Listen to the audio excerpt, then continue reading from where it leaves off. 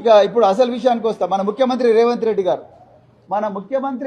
రెడ్డి గారు official data ప్రకారము ఆయన ఎలక్షన్ అఫిడవిట్లో సమర్పించిన రికార్డుల ప్రకారము ఆయన అడ్రస్ వచ్చేసి 1-209. ఇది రేవంత్ రెడ్డి గారి ఎలక్షన్ అఫిడవిట్ అండి. 1-209 కొడంగల్ గ్రామము, వికారాబాద్ జిల్లా, తెలంగాణ. పిన్ కోడ్ వచ్చేసి 509338. ఇది రేవంత్ రెడ్డి గారి ఎలక్షన్ అఫిడవిట్. అఫీషియల్ రికార్డ్ ప్రకారము రేవంత్ రెడ్డి గారి ఎలక్షన్ అఫిడవిట్ వచ్చేసి ఇది. ఆయన అడ్రస్ కొడంగల్ 1-209. కానీ 2023లో మార్చి 20వ తారీఖు నాడు 2023 మార్చి 20వ తారీఖు నాడు ఇదే హైదరాబాద్ నగర పోలీసులు రేవంత్ రెడ్డి గారికి ఆయన హైదరాబాద్ నివాసంలో నోటీస్ సర్వ్ చేసింది. ఎందుకు?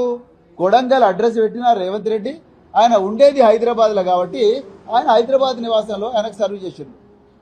ఎప్పుడు గ్రూప్ 1 క్వశ్చన్ పేపర్ల లీకేజీలో వేసిన సిట్టులో ఆయన విచారించడం కోసం మార్చి 20 నాడు 2023వ సంవత్సరంలో ఇదే రేవంత్ రెడ్డి గారి ఇంటికి పోయి, హైదరాబాద్ ఇంటికి పోయి సర్వ్ చేసిండు. ఎందుకు? ఆయన హైదరాబాద్లోనే ఉంటున్నాడని చెప్పేసి. ఆయన ఇప్పుడు కూడా అదే ఇంట్లో ఉంటున్నాడు, హైదరాబాద్ ఇంట్లోనే ఉంటున్నాడు. కానీ ఎలక్షన్ అఫిడవిట్లో మాత్రం 1-209 కొడంగల్ అని ఉంది.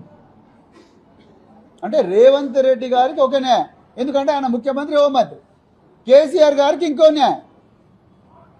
ఇదెక్కడి సమానత్వ పక్కు, ఇదెక్కడి చట్టము? ఏ విధంగా ఇంత ఘోరమైన వివక్ష ఎట్లా చూపిస్తున్నారు మీరు?